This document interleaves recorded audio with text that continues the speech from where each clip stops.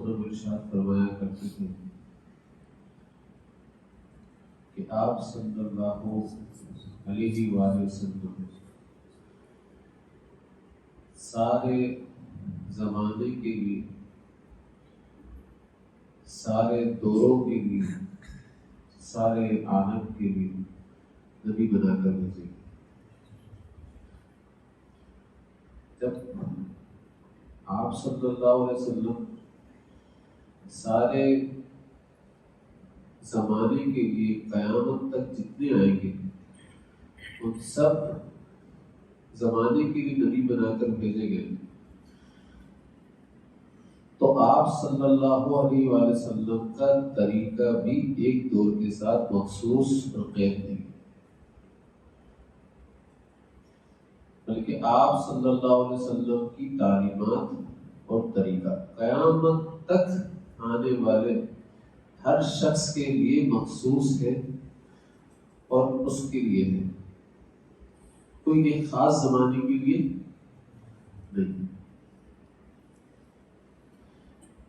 کیونکہ پہلے انبیاء علیہ السلام آتے تھے تو اپنے اپنے قوم کے اوپر آتے تھے، اپنے اپنے ملک کے لیے آتے تھے. جیسے کوئی مصر میں آیا تو اس کی جو رسالت ہے وہ مصر کے قوموں کے لیے ہی ہے، اس علاقے سے آگے نہیں بڑھے. لیکن حضور صلی اللہ علیہ وسلم کی جو نبوت ہے، رسالت ہے، وہ سارے عالم کے، سارے عالم.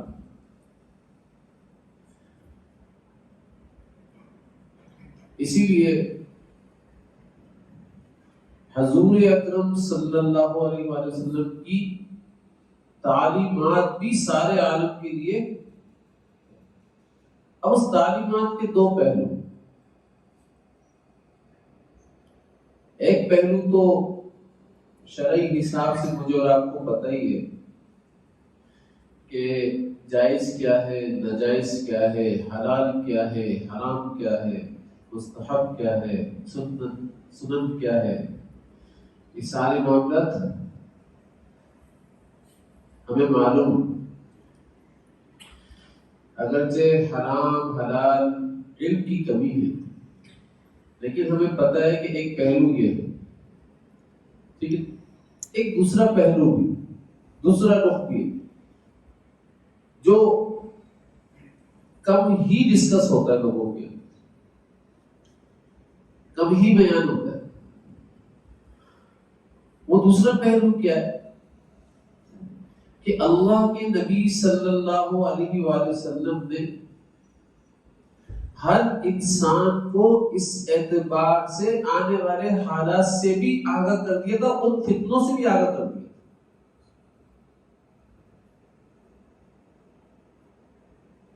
اور بتا دیا تھا کہ فتنوں کا مقابلہ کرنا کیسے، یہ بتا دیا تھا. اور حضور اکرم صلی اللہ علیہ وسلم کے اوپر ایک کیفیت تاری رہتی تھی، ہر وقت فکر کے اندر، ہر وقت غم کے اندر. متواصل الحزن کہتے ہیں، کس کو کہتے ہیں؟ غم کو کہتے ہیں. ہر وقت اس کیفیت کے اندر لگے رہتے. تو کس کا غم ہوگا بتاؤ؟ کوئی نعوذ باللہ کوئی فیوچر کا غم تھا، کوئی فیوچر کی فکر تھی، کوئی بیوی بچوں کا غم تھا، کوئی بیوی بچوں کی فکر تھی، ان کا کیا ہوگا؟ تو فکر و غم کس چیز کا تھا؟ فکر و غم امت کا تھا، امت کا فکر تھی، امت کا غم تھا کہ کس طریقے سے ہر انسان جہنم سے بچ جائے اور جنت میں جانے والا. اس لیے آپ صلی اللہ علیہ وسلم نے کیا فرمایا؟ میری اور تم لوگوں کی مثال ایسی ہے کہ ایک شخص نے آگ جلائی اور پروانے اس میں آ کر گر رہے ہیں. تو تم لوگ بھی ایک آگ کے اندر آ کر گرنا چاہ رہے ہو، لیکن میں پکڑ پکڑ کر تمہیں اس آگ سے دور کرنا ہوں، اور وہ آگ جہنم کی آگ، میں جہنم کی آگ سے تم کو دور کر رہا ہوں، لیکن تم اپنے آپ کو دور نہیں کرنا چاہتے۔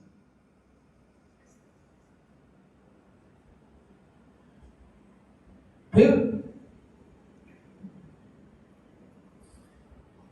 حدیث کے اندر آتا ہے کہ آپ صلی اللہ علیہ وسلم نے فرمایا کہ ایک وقت ایسا آئے گا کہ جس طریقے سے تمہارے گھر کے اندر بارش کا پانی گرتا ہے نا، ایسے ہی تمہارے اس دور کے اندر فتنے گریں گے۔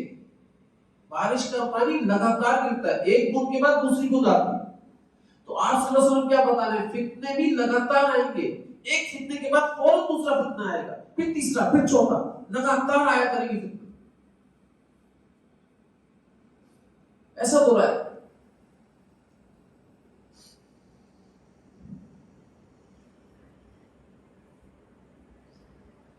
پھر ایک اور حدیث کے اندر کیا فرما رہے ہیں آپ صلی اللہ علیہ وسلم کہ بھئی اندھیری رات کی تاریکی کی طرح فتنہ، اندھیری رات کی تاریکی کی طرح فتنہ۔ کیا مطلب؟ رات کو ہاتھ سجائی نہیں دیتا، رات کو راستہ نظر نہیں آتا۔ اگر کسی راستے پر ہم چل بھی رہے ہو اور اندھیرا ہو، سخت اندھیرا ہو، آپ کو نظر آئے گا کہ کیا ہے؟ آپ کی گاڑی کی لائٹ بھی جل رہی ہے، پھر بھی آپ کو تھوڑی دور جانے کے بعد نظر نہیں آتا، چلتے چلتے پتہ نہیں راستے میں کون مل جائے گا، اور سے دیکھنا پڑ رہا ہوتا، نظر نہیں آتا۔ تو آپ صلی اللہ علیہ وسلم پہلے سے ہی بتا رہے کہ وہ ایسے فتنے کا دور ہوگا، آپ کو حق ہی سجائی نہیں دے رہا ہوگا، حق ہی مشتبہ ہوگا، کون سا راستہ غلط ہے کون سا راستہ صحیح ہے، کیا غلط ہے کیا صحیح، کچھ پتہ نہیں چل رہا ہوگا۔ ایسے معاملات کے اندر ہو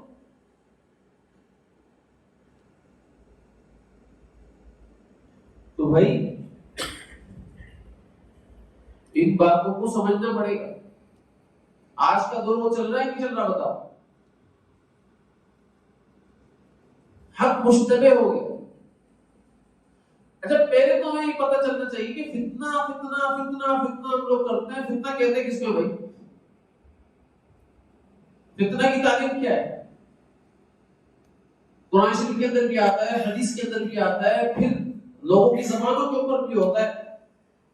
تو فتنہ کیا ہے، اس کی تعریف کیا ہے؟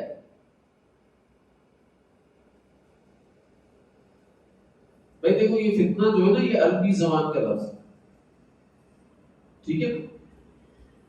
یہ آزمائش کے لیے بھی بولا جاتا ہے، امتحان کے لیے بھی بولا جاتا ہے۔ یہ آزمائش کے لیے بھی بولا جاتا ہے اور یہ امتحان کے لیے بھی بولا جاتا ہے۔ یہ عربی زبان کا لفظ ہے۔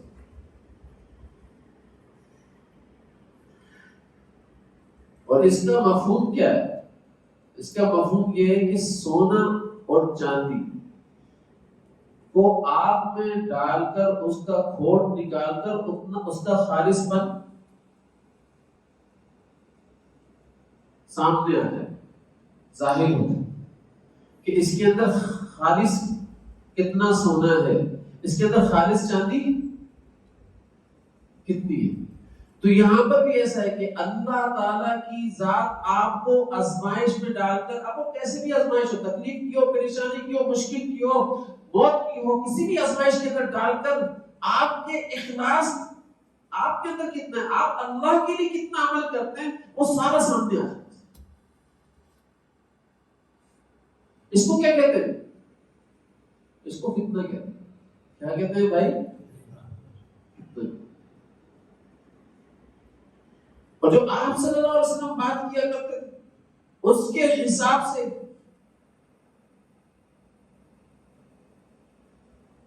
کہ باطل کے اندر سے حق ظاہر باطل کے وقت میں حق کو ظاہر کر دیا جائے. صحیح نا؟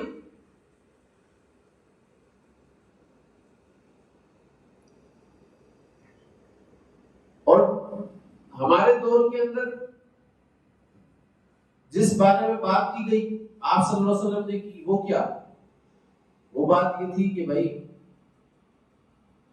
ایک دور ایسا آئے گا جس میں حق مشتبہ ہو جائے گا، اور حق کو ظاہر کرنے کے لیے جو ثبوت ہیں وہ بھی بغیر کسی دلیل کے ہوں گے، یا باطل کو ثابت کرنے کے لیے جو ثبوت ہوں گے وہ بھی کوئی خاص دلیل نہیں ہوگی. اس کو بھی فتنہ کہتے ہیں.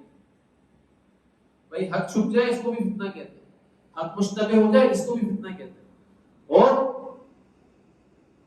باطل کو ثابت کرنے کے لیے کوئی ایسا ثبوت پیش کیا جائے جو قابل ثبوت نہ ہو تو اس کو بھی کیا کہتے ہیں؟ فتنہ کہتے ہیں. جیسے آج کل پیش کیا جاتا ہے نا کہ بھائی سعودی عرب کے اندر بھی بڑا کام ہو رہا ہے، تو بھائی سب جب سعودی عرب کے اندر ہو رہا ہے تو یہاں بھی کیوں ہوگا؟ سعودی عرب میں ہوتا ہے بھائی یہ کام، تو بھائی دلیل تھوڑی ہے کہ سعودی عرب کے اندر اگر ہو رہا ہوگا تو کام صحیح ہے. بات سمجھ میں آ رہی؟ اگر کوئی کام سعودی عرب میں ہو رہا ہوگا تو یہ کسی چیز کو حق ثابت کرنے کی دلیل تھوڑی ہے. بھائی دیکھا جائے گا تو سعودی عرب میں کام ہو رہا ہے وہ بھی اللہ کے نبی صلی اللہ علیہ وسلم کی ذات سے ثابت ہے یا نہیں ہے؟ اگر وہ ثابت ہو تو حق ہے، نہیں ثابت ہے تو بھائی صرف سعودی عرب کے اندر ہو رہا ہے اور اس کو ہم جائز سمجھ لیتے ہیں، ایسا نہیں ہو سکتا.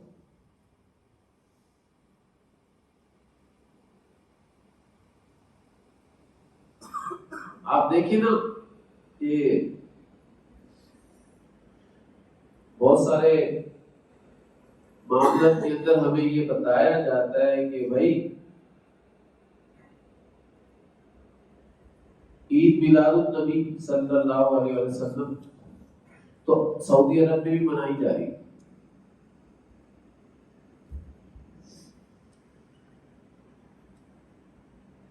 یا کوئی بھی چیز ایسی اگر کوئی بدعت ہے وہ بتایا جاتا ہے تو سعودی عرب میں بھی کام ہو رہا ہے، تو اس کا مطلب کیا بھی سعودی عرب میں جائز ہے کہ یہ کام؟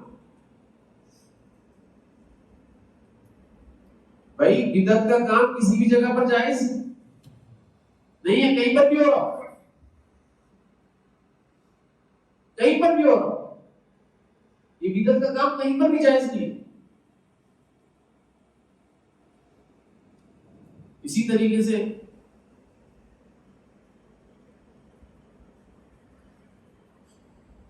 یہ جو آپ صلی اللہ علیہ وسلم نے فرمایا کہ ایک وقت ایسا آئے گا کہ قاتل بھی جہنم میں جائے گا، مقتول بھی جہنم میں جائے گا. وہ فتنے کا دور ہوگا. صحابہ کا نام رضوان اللہ علیہ مجمعین نے عرض کیا یا رسول اللہ صلی اللہ علیہ وسلم قاتل تو سمجھ میں آتا ہے جہنم میں جائے گا، لیکن مقتول بھی جہنم میں جائے گا.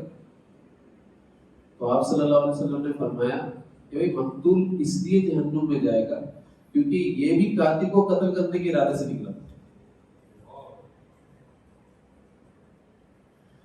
وہ تو اس کا داؤ لگ گیا اس لیے اس نے قتل کر دیا، ورنہ اگر اس کا داؤ لگ جاتا تو یہ قاتل ہوتا.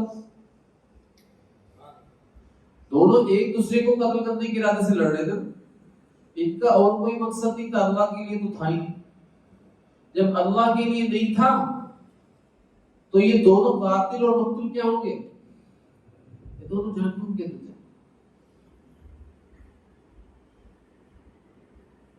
پھر آپ صلی اللہ علیہ وسلم نے کیا فرمایا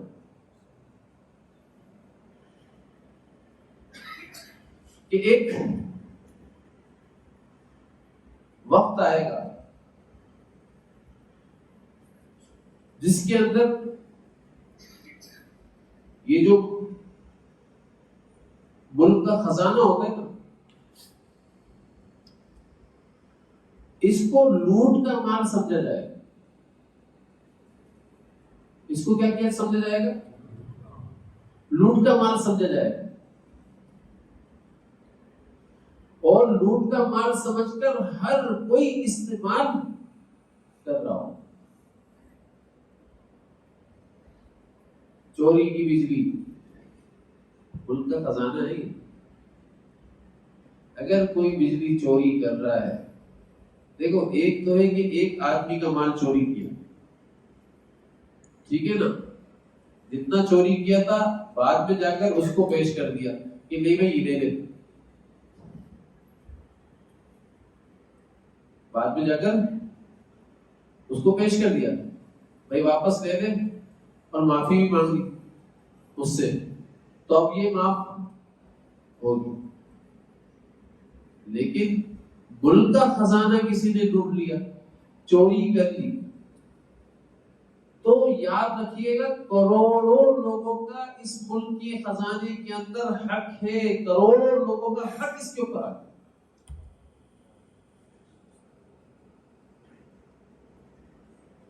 اب کروڑوں لوگوں کا جو حق اس کے اوپر آئے، کہاں کہاں جا کر کس کس کا حق ادا کرے گا، کہاں کہاں جا کر کس کس سے معافی مانگے گا،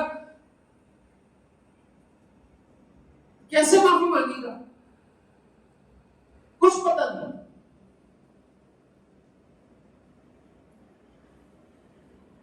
تو فتنے کے دور کے اندر یہ ہوگا. کسی کا ریل کے اندر جاننے والا ہے تو وہ بولے گا بھائی ریل کے یا ٹکٹ تھوڑے سے کم کروا دے. وہ ٹکٹ کم نہیں کر سکتا. ملک کے خزانے کے اندر ایک فکس ہے رقم کہ بھائی اس رقم کے اوپر ٹکٹ ملتا ہے، تو جو وہاں سے فکس ہوا ہوا ہے آپ اس کو کم کیسے کروا سکتے ہیں یا مفت میں کیسے جا سکتے ہیں؟ چاہے وہ جہاز ہو، چاہے وہ ٹرین ہو، چاہے وہ بس ہو، چاہے وہ کوئی سا بھی شعبہ ہو. لیکن اگر آپ کسی بھی شعبے کے اندر کوئی بھی چوری کر رہے ہیں، چاہے وہ ریل کی کر رہے ہو، چاہے وہ جہاز کی کر رہے ہو، چاہے وہ بس کی کر رہے ہو، چاہے وہ کسی بھی شعبے کی کر رہے ہو، جان پہچان کی بنیاد پر کسی بھی قسم کی چوری ہو رہی ہے، تو یہ کیا کہلاتی ہے بھائی؟ یہ خیانت کہلاتی ہے. خیانت کہلاتی ہے. کسی بھی قسم کی اگر چوری ہو رہی ہے اور یہ خیانت کر رہا ہے، تو یہ خیانت اور یہ چوری ساری قوم کی چوری ہے. کس کس سے جا کر کس کس کا حق ادا کرے گا، کس کس سے جا کر معافی مانگے گا.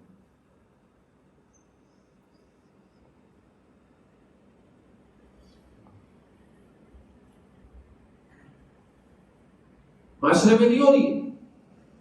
یہ آپ صلی اللہ علیہ وسلم نے کیا فرمایا؟ فتنے کے دور کی نشانی بتا رہا ہوں میں آپ کو. پھر آپ صلی اللہ علیہ وسلم نے فرمایا فتنے کے دور کے اندر سود کا نام چینج ہو جائے گا، سود کو تجارت کے نام سے پکارا جائے گا.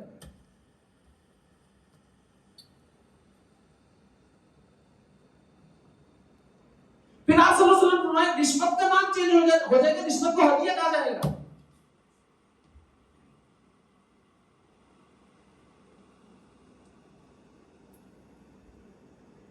کہ بھائی میں تو رشوت نہیں دے رہا، میں تو ہدیہ دے رہا ہوں،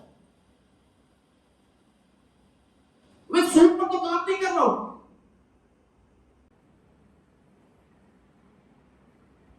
میں تو تجارت کر رہا ہوں. اور آپ دیکھ لیں آج سارا معاشرہ سود پر کام کر کر تاجر بنا، تاجر بنا ہوا ہے سود پر کام کر کر.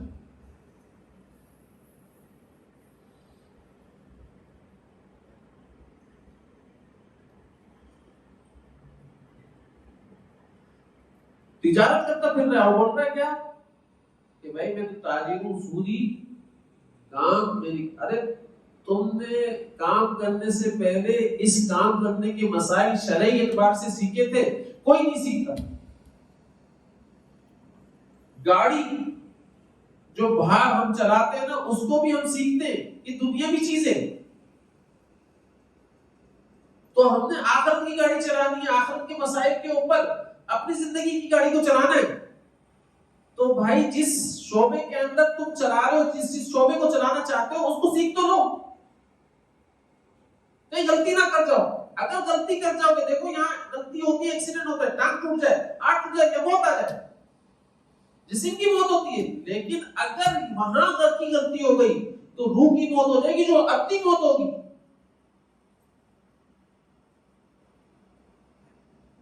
اس لیے مسائل تو سیکھ لو. کام کر رہے ہیں دونوں، 50% اس کا 50% اس کا. شروع. آپ نے کتنے پیسے لگائے؟ نہیں، میں نے تو کوئی پیسے نہیں لگائے. آپ نے بھائی سارا پیسہ تو میرا ہے، بس دونوں نے طے کر لیا 50% اس کا 50% اس کا.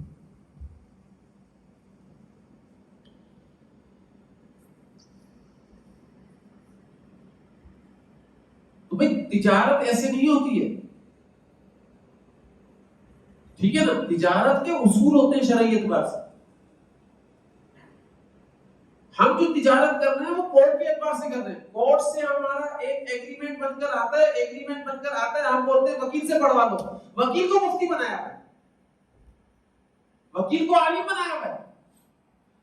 وکیل صاحب چیک کرتے ہیں، ہاں بھائی اس کے اندر یہ بھی صحیح ہے، یہ بھی صحیح ہے، یہ بھی صحیح ہے، یہ بھی صحیح ہے، یہ بھی صحیح ہے. وہ اپنی وکالت کے اعتبار سے سب کو صحیح کہتے ہیں اور پھر سائن ہو جاتا ہے.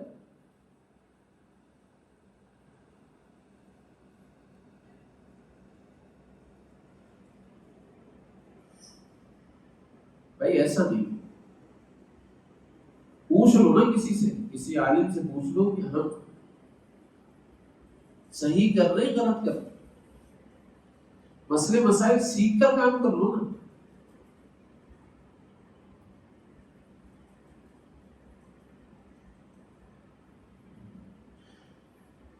کوئی سکھانے کی کوشش کرتا ہے، یہ ڈیر ہوشیار اتنے زیادہ ہوتے ہیں، وہ بولتے ہیں بھائی ان کو تو کچھ آتا ہی نہیں ہے، ہمیں سب معلوم. وہ ایسے موقع پر بندہ کیا بولتا ہے، ٹھیک ہے بھائی جب تم لوگوں کو سبھی آتا ہے تو بھائی سمجھ میں آ رہی میری بات. ایسی جہاز کی ٹکٹ کو کم نہیں کروایا جا سکتا. جہاز بھی کس کا ہے؟ گورنمنٹ کا ہے نا. کوئی بندہ جہاز کا ٹکٹ کم کرتے ایسا نہیں ہو سکتا. حکیم الامت رحمت اللہ علیہ کہ ایک خلیفہ تھے، وہ ایک دفعہ آئے تو ان کے ساتھ ان کے بیٹے بھی تھے. وہ بڑے زبردست خلیفہ تھے، اللہ والے خلیفہ تھے. ایک غلطی ہو گئی، بس ایک غلطی.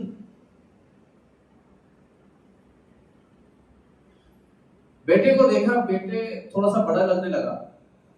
حکیم الامت رحمۃ اللہ علیہ پچھلی دفعہ آئے تھے تو چھوٹا تھا، اب تو بڑا ہو گیا. یہ کتنے سال کا ہو گیا؟ فرمایا حضرت 12 سال کا ہو گیا ماشاءاللہ سے. اچھا 12 سال کا ہو گیا. فرمایا اچھا اس کا ٹکٹ پورا لے لیا تھا ریل کا؟ فرمایا حضرت یہ 12 سال کا تو ہو گیا لیکن 11 سال کا لگتا ہے، اس لیے ٹکٹ پورا نہیں لیا میں نے.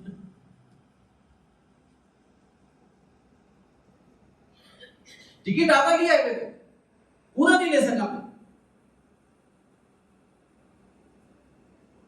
دیکھو سچ بتایا ہے، وہ جھوٹ بھی بول سکتے تھے، ان کو بھی خلافت سے کوئی مطلب نہیں تھا. حضرت اگر میری غلطی ہے نا آپ مجھے بتائیں. میں جب یہ واقعہ سنتا ہوں، پڑھتا ہوں، تو میں یہ دیکھتا ہوں کہ یہ کیسے عجیب خلیفہ تھے کہ اپنے حضرت کے سامنے چوری بھی کی ہے تو سچ بتا رہے ہیں کہ حضرت مجھ سے غلطی ہو گئی ہے. تو آپ بتاؤ اس کا تعلق اللہ سے کتنا ہوگا؟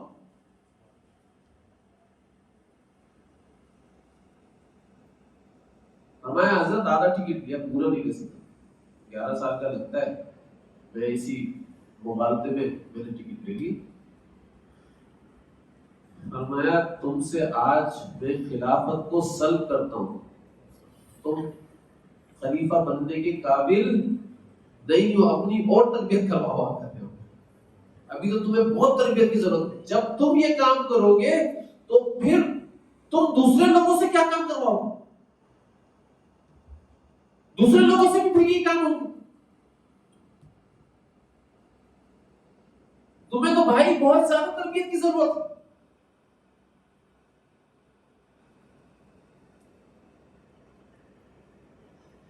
ایک دفعہ حضرت حکیم الامت رحمۃ اللہ علیہ کہیں جا رہے تھے، تو وہ ٹرین کا جو اسٹیشن ماسٹر تھا نا، وہ عزت بہت کرتا تھا، تو انہوں نے اس نے دیکھا، فوراً آ گیا، بولا حضرت آپ میرے ساتھ چلیں، میں تو آپ کو ٹرین کے اندر بٹھا کر آتا ہوں. بولا نہیں نہیں نہیں نہیں ایسا نہیں، اور میں آپ سے پیسے بھی نہیں لوں گا ٹکٹ. کیسے نہیں لے گا بھائی؟ میں آپ کی ٹکٹ بھی چیک نہیں کروں گا، بس آپ بیٹھے. کیسے نہیں بھائی؟ کیوں نہیں؟ ہندو تھا وہ. بولنے لگے حضرت کہ یہ ٹرین تمہاری ہے، تم اس کے مالک ہو. میں نہیں حضرت، میں کیوں مالک ہوگا؟ اس کے مالک تو حکومت ہے. تو یہ جو ٹکٹ تم دے رہے ہو، تم بیچ رہے ہو، ٹکٹ کے مالک تم ہو. میں نہیں حضرت، ٹکٹ کے پیسے تو سارے حکومت. تو تم کیسے میرے ٹکٹ کو معاف کر سکتے ہو، یا ادا کر سکتے ہو، یا کچھ اور میرے کو سہولت فراہم کر سکتے ہو؟ یہ تو بتاؤ. تم مجھے بھی عذاب کے اندر پھنسانا چاہتے ہو کیا بھائی؟ ایک تو ہوتا ہے ایک بندے کا حق، ایک ہوتا ہے پوری قوم کا حق. تو پوری قوم کا حق میرے اوپر ڈالنا چاہتے ہو؟ میں کل قیامت کے دن پوری قوم کے سامنے رسوا ہو رہوں گا کہ سب کا چور ہوں گا میں.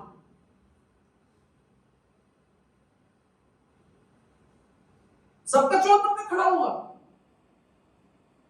تو ایسا مجھے نہیں چاہیے. بلکہ یہ جو سہولت ہے، یہ ساری سہولتیں نہ تم کسی اور کو دینا، میں اپنی بات نہیں کرتا ہوں، نہ تم کسی اور کو دینے کے پابند ہو، اس لیے خیال کرنا. حالانکہ وہ ہندو تھا.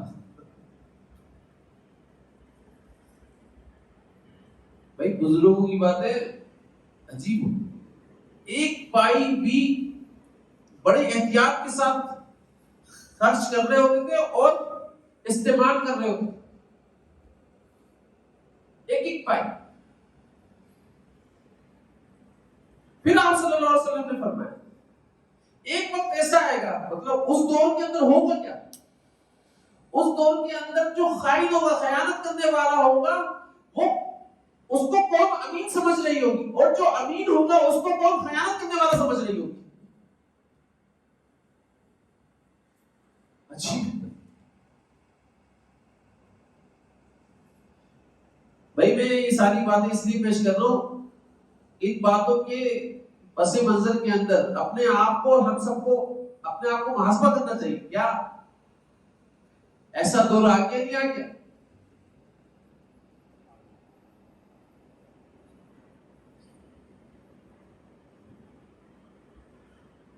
جو واقعی میں امانت دار ہیں، امین ہیں، اور وہ امانت کے حساب سے لوگوں کے پیسوں کو خرچ کرتے ہیں، لوگ انہی کو خائن سمجھنا شروع کر دیتے ہیں، اور جو خیانت کرنے والے ہیں وہ امانت دار.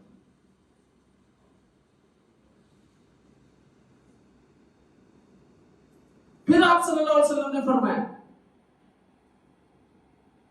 کہ بھئی ایسا وقت آئے گا جتنا بڑا کمینہ انسان ہوگا قوم کا، وہ قوم کا سربراہ ہوگا.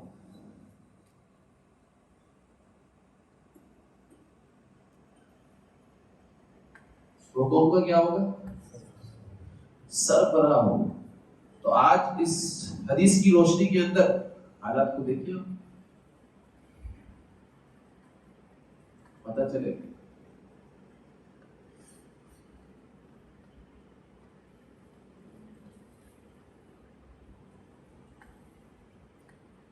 پھر آپ صلی اللہ علیہ وسلم نے فرمایا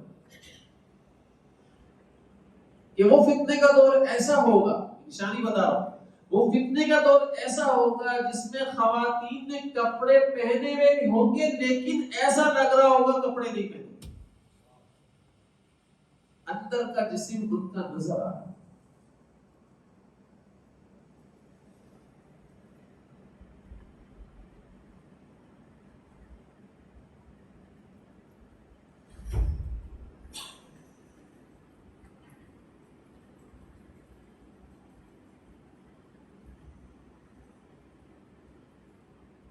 آج کے دور کے اندر آپ دیکھیں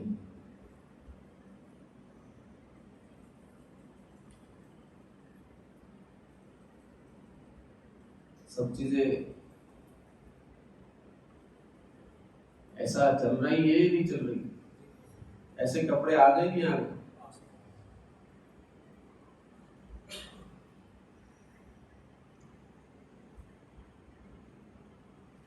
پھر آپ صلی اللہ علیہ وسلم نے فرمایا اس کے اندر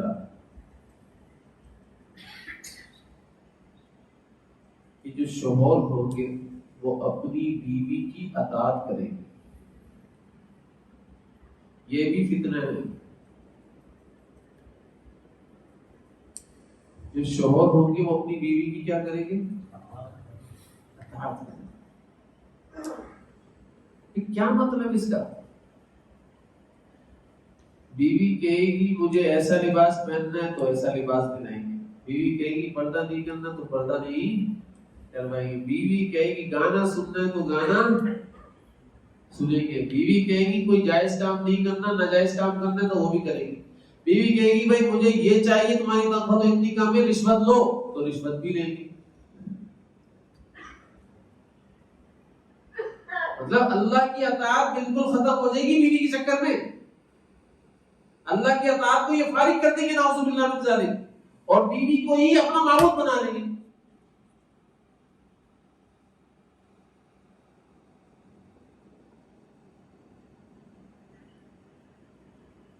بیوی معبود بن کر گھوم رہی ہوگی، کہیں وہ ناراض نہ ہو جائے. جیسے ہم کہتے ہیں اللہ ناراض نہ ہو جائے، یہ لوگ کہیں گے بیوی ناراض نہ ہو جائے.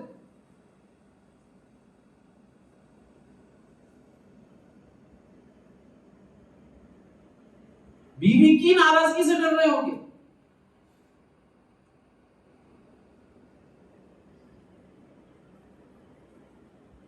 پھر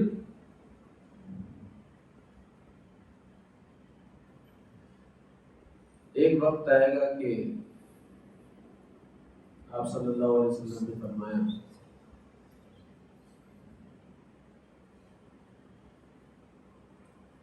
کہ کنیز اپنے آقا کو جلے گی.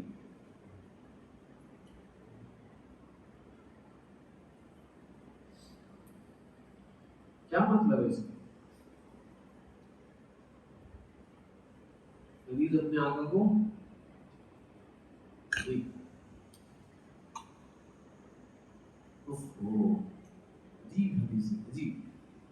اس کا مطلب یہ ہے کہ بیٹی ماں کے اوپر حکمرانی کرے. بیٹی ماں کے اوپر حکمرانی، جو بیٹی کہے گی وہ ماں کر رہی ہوگی. اور آج آپ دیکھ رہے بیٹی جائز کے ناجائز کے حلال کے حرام کے ماں ہوتی. ہاں میری بیٹی زبردست ٹھیک ہے.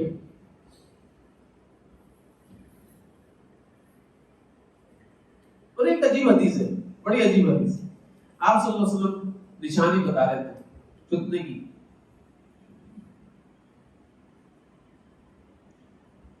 آپ صلی اللہ علیہ وسلم نے فرمایا کہ اس وقت جو فتنے کا دور ہوگا، ایسا وقت آئے گا کہ مکے کے پیٹ کو چاک کر دیا جائے گا، چھیل دیا جائے گا. جب یہ حدیث پیش ہوئی تھی آپ صلی اللہ علیہ وسلم نے کی تھی، لیکن جانو بڑے بڑے حدیث کے جو شرح کرنے والے ہیں نا، وہ شرح نہیں کر پاتے تھے اس حدیث کی. کیا مطلب ہے مکے کے پیٹ کو چاک کر دیا جائے گا، چیر دیا جائے گا، اور نہریں نکال دی جائیں گی، راستوں کے اوپر نہریں نکال دی جائیں گی. اور آپ صلی اللہ علیہ وسلم فرما رہے ہیں کہ ایسی بلڈنگیں لوگ بنائیں گے کہ مکے کے پہاڑوں سے اونچی ہو جائیں گی.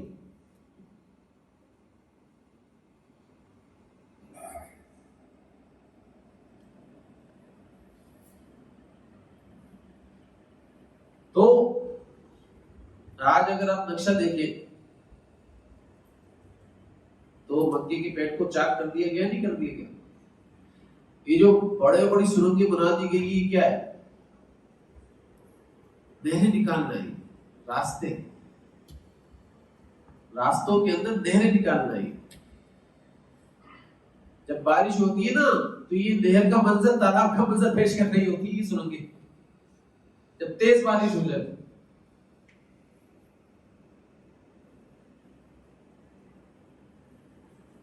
اور بلڈنگیں آپ دیکھ لیں, آج سے 50 سال پہلے, 30 سال 35 سال پہلے کچھ بھی نہیں تھا. جو آج بھی زندہ ہیں اور جو 35-40 سال پہلے گئے تھے, ان سے پوچھ لو. نہ اتنی بڑی اونچی بلڈنگیں ہوا کرتی تھی, نہ ایسے راستے ہوا کرتے تھے, نہ مکے کا پیٹ چاک کیا گیا.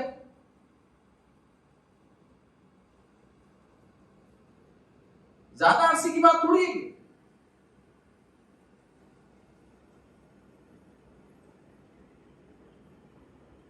لیکن آپ صلی اللہ علیہ وسلم کی تو بات پوری ہونی ہے, نہیں ہونی ہے.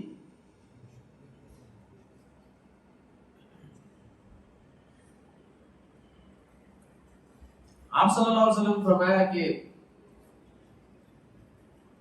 گانے والی عورتیں, گانے والے مرد, لوگ اپنے ساتھ لیے پھریں گے. سمجھ میں نہیں آتا, ہر بندہ تو اس قابل ہے ہی نہیں کہ وہ گانے والی عورت کو اپنے ساتھ لے کر گھومے. اتنے پیسے لگتے ہیں, کیسے گھومے گا؟ تو موبائل نے اس مسئلے کو بھی حل کر دیا. آج ہر کسی کی جیب میں موبائل ہوتا ہے, اور گانے والی کیا ہوتی ہے؟ اندر ہوتی ہی نہیں ہوتی. جہاں جا رہا ساتھ نہیں گھوم رہا ہے, جہاں جا رہا ساتھ نہیں پھر رہا ہے. آپ صلی اللہ علیہ وسلم فرمایا وہ دور ایسا ہوگا کہ دنیا کے مسجد کے اندر دنیا کی باتیں ہوں گی.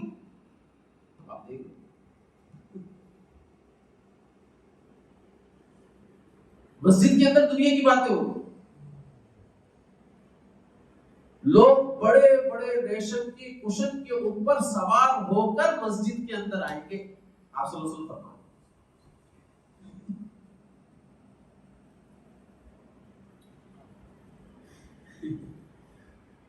لوگ بڑے بڑے کشن کے اوپر, اپنی سواریوں کے اوپر بڑے بڑے کشن رکھ کر اس پر سوار ہو کر مسجد کے اندر آیا کریں. تو سمجھ میں نہیں آتی تھی بات, یار کیسے ہوگا؟ آج کی گاڑی نے وہ مسئلہ حل کر دیا.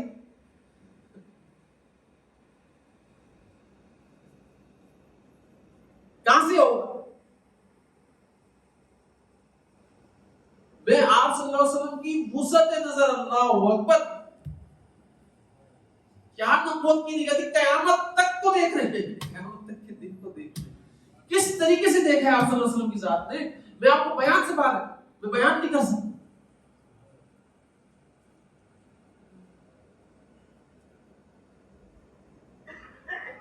اس طریقے سے دیکھا ہے.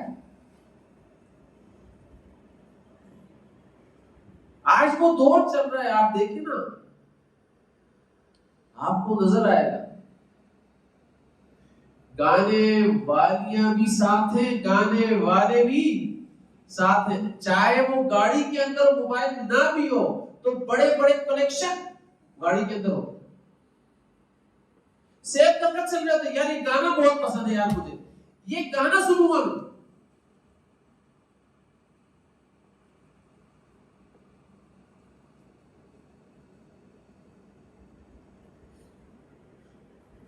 آپ کو پتا ہے کہ گانا جو ہے وہ دل کے اندر نفاق کا بیج بوتا ہے. الغنا ينبت النفاق في القلب. اللہ کے نبی صلی اللہ علیہ وسلم فرماتے گانا جو ہے نا یہ نفاق کا بیج ہوتا ہے. اچھا, جب بیج نفاق کا ہوگا تو اس سے جو بھی چیز ہوگے گی, جو بھی چیز پیدا ہوگی, چاہے وہ شاخوں کی صورت میں ہو, پودوں کی صورت میں ہو, درختوں کی صورت کے اندر ہو, وہ ہوگی کیا؟ پورا کا پورا نفاقی ہوگا نا، پورا کا پورا نفاق. اس کا مطلب کیا ہے کہ آپ کی دل کے اندر نفاق کے بیج کے ساتھ ساتھ نفاق کی جڑیں بھی جڑ پکڑتی جا رہی ہے، درخت بھی بنتا جا رہا ہے، پودے بھی اگتے جا رہے ہیں، آپ کا دل پورا منافق ہوتا جا رہا ہے.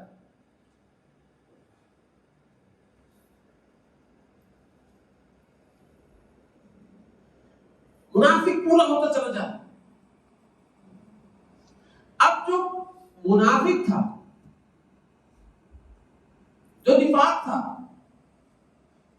اس کے اندر یہ ساری علامتیں آئیں گی. پھر وہ خیانت کرنے والا بھی ہوگا، وہ وعدہ خلاف بھی ہوگا، وہ جھوٹا بھی. آپ صلی اللہ علیہ وسلم نے فرمایا عجیب حدیث کہ اس دور کے اندر، اس وقت جب فتنے کا دور ہوگا، لوگ جھوٹ، بڑے بڑے جھوٹ بولنے کے اوپر فخر کر رہے ہوں گے، فخریہ انداز میں جھوٹ بول رہے ہوں گے.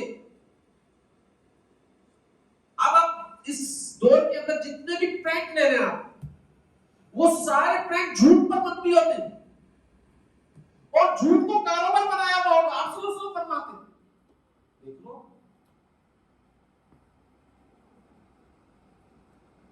جتنے جھوٹ چل رہے ہیں، جھوٹ پر ہم ہنس رہے ہوتے ہیں، وہ جا کر پرینک کر رہے ہوتے ہیں، وہ بولتے میں مذاق کر رہا تھا، میں مذاق کر رہا تھا. حالانکہ سارا مذاق کیا ہوتا ہے؟ جھوٹ ہوتا ہے، کبیرہ گناہ ہوتا ہے. اور اس پرینک کے اوپر میں بھی ہنس رہا ہوں، دیکھنے والے بھی ہنس رہے ہیں، اور وہ بھی ہنس رہا ہے، اور وہ کما رہا ہے.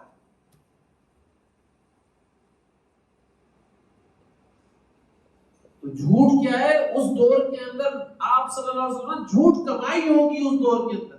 آپ دیکھ لو جھوٹ کمائی